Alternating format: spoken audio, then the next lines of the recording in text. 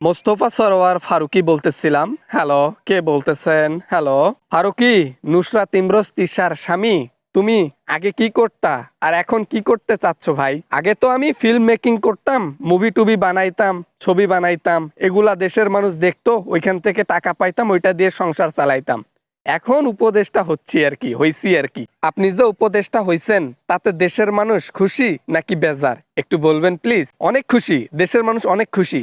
আমার তো কোনো খারাপ দিক নাই, এজন্য দেশের মানুষ আমাকে নিয়ে গুনগান গাইছে আর বলতেছে ফারুকী সাহেব one of the best man রাজনীতিতে আসার জন্য, থ্যাংক ইউ। কিন্তু টিভি, পত্রিকা, ইউটিউবে দেখা যাচ্ছে আপনাকে মানুষ জুতা দিয়ে মারতেছে, আপনার পদত্যাগের জন্য মানুষ আন্দোলন করতেছে, মিছিল করতেছে, বিক্ষোভ করতেছে। এগুলা কি স্বপ্ন নাকি আমি ভুল দেখেছি? বাবা না মানে মানে ওই তুমি কে? তুমি কে? হ্যালো তুমি কে? চিনলাম না তো। আমি আমি তাদের মধ্যে একজন, আমি সাধারণ জনগণের মধ্যে একজন। আমি শুধু জনগণের কথা তুলে ধরতেছি আপনার জন্য। আপনাকে উপদেষ্টা বানাইলো ডক্টর ইউনূস স্যার, কিন্তু ওটা তো ঠিক করলেন না উনি। কেন কেন ঠিক করলো না কেন?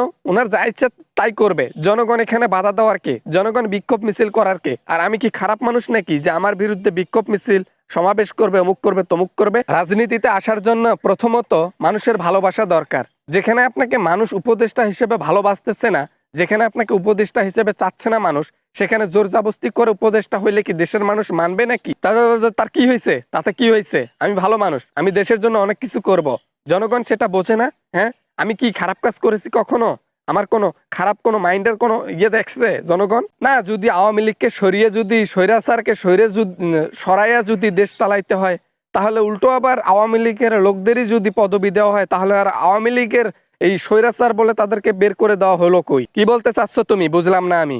বাবা কি কি কি কি বলতে চাচ্ছ? হ্যাঁ, আমি বাবা ঠিক বুঝলাম না। ফারুকী সাহেব বড় বড় মুভি করেন, অথচ এই জ্ঞানটুকু নাই। হ্যাঁ, আওয়ামী লীগকে সরানো হলো, দেশ ছেড়ে চলে গেল তারা, অথচ দেশ ছেড়ে যাওয়ার পর উল্টো আওয়ামী লীগের লোকদেরই যদি পদে বসাই দেওয়া হয়, তাহলে আর তাদেরকে ভাগিয়ে কি লাভ হলো? না ভাগাই ভালো ছিল। না না না না না, আমি আওয়ামী লীগ করি না। আমি কিসের আওয়ামী লীগ করব? আমি কখনো আওয়ামী লীগ করি নাই।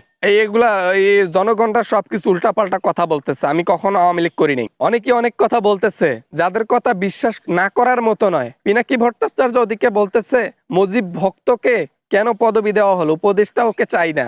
তাদের কথা বিশ্বাস করব না তো কার কথা বিশ্বাস করব? ভাই, মুভি করে টাকা ইনকাম করতে পারি নাই, এই জন্য উপদেষ্টা হয়েছি, রাজনীতিতে নাম দিছি। কিন্তু জনগণ যদি এইভাবে লেগে পড়ে আমার উপর যদি পিছন লেগে থাকে, তাহলে তো 2 টাকা কামাই করতে পারবো না। 2 টাকা কামাইয়ের জন্য তো এসেছি। তাইলে আপনার আর হাসিনার মধ্যে পার্থক্য থাকলো কোথায়? সবাই টাকার লোভী। আপনি একটু আগে ভালো সাজলেন, এখন বলতেছেন টাকার জন্য রাজনীতিতে এসেছি।